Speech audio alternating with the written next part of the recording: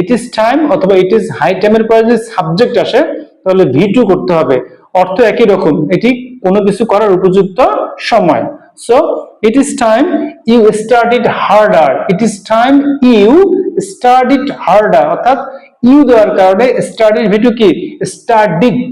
Okay, so it is time you studied harder, তোমার কঠোর পড়াশোনা করার এটি উপযুক্ত সময়।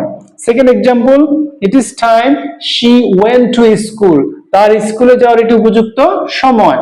সো ইট ইজ টাইম, এরপরে কি দিয়েছি আমি শি হচ্ছে এখানে সাবজেক্ট, তাহলে ভাবটাকে V2 করতে হবে।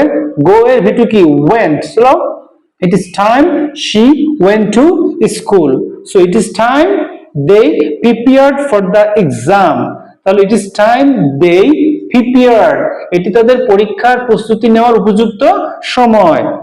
Last example of today's lecture, it is time we clean the garden, it's time we cleaned the garden, we দেওয়ার কারণে কি হয়েছে এখানে clean এর V2 কি cleaned।